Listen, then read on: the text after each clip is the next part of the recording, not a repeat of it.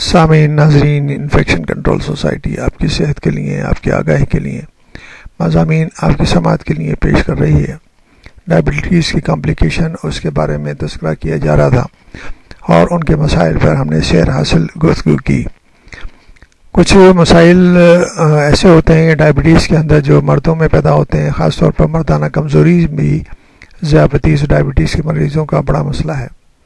تو یہ جو ڈائبٹیز کے اثرات ہوتے ہیں مردانہ کمزوری کے اوپر، یہ ایک بہت ہی تکلیف دہ عمل ہے اور یہ شکایت ذیابطیس کے مریضوں میں عام ہے۔ مگر افسوس کی بات یہ ہے کہ مریض اس بات کا ذکر ڈاکٹر سے کرتے ہوئے گھبراتے ہیں اور شرماتے ہیں۔ دوسری طرف ڈاکٹر بھی یہ سوال پوچھتے ہوئے ہچکچاہٹ محسوس کرتے ہیں یا کلینک میں رش کی وجہ سے ممکن نہیں ہو پاتا، کیونکہ کچھ لوگ بیٹھے ہوئے ہیں اور کچھ لوگ جو ہے انتظار کر رہے ہیں، تو یہ مسئلہ بیچ میں ہی رہ جاتا ہے۔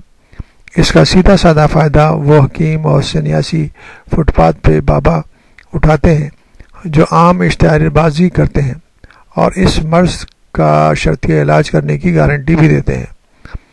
اس امر کا یہاں ذکر کرنا ضروری ہے کیونکہ اس اہم کمزوری کا سائنسی کامیاب علاج میڈیسن، آلات اور مخصوص انجیکشن کی صورت میں موجود ہے۔ یہ بات واضح رہے کہ ٹیسٹوسٹرون کی دوائیں یا انجیکشن اس مرض میں بہت عام دیے جاتے ہیں، مگر یہ مسئلے کا اصل حل نہیں ہے۔ کچھ صورتوں میں تو اس کا استعمال خطرے سے خالی نہیں ہوتا، کیونکہ یہ ہارمون ہے۔ ہارمون کا تو دوسرا اثر بھی ہو سکتا ہے، یعنی کہ اگر ہارمون کی تعداد انسان کے جسم میں نارمل موجود ہے اور اس کے جسم کے اندر اور مزید ہارمون داخل کر دیے جائیں گے تو فیڈ بیک میکینزم ایسا ہے کہ اس کی وجہ سے جو نارمل ہارمون پیدا کرنے کی صلاحیت ہے وہ آہستہ آہستہ ختم ہو جاتی ہے، کیونکہ وہ سٹاپ ہو جاتی ہے۔ تو وہ ایک پرماننٹ قسم کا ڈیمیج جسم کو اثر پڑتا ہے۔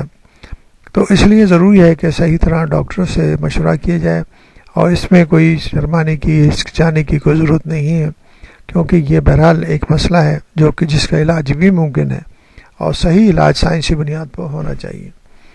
تو بہتر یہ ہے کہ اس علاج کے لیے اپنے فیملی فزیشین سے مشورہ کریں جو صحیح آپ کو ڈائگنوسس کر کے اور صحیح علاج کرنے میں آپ کی مدد کریں گے۔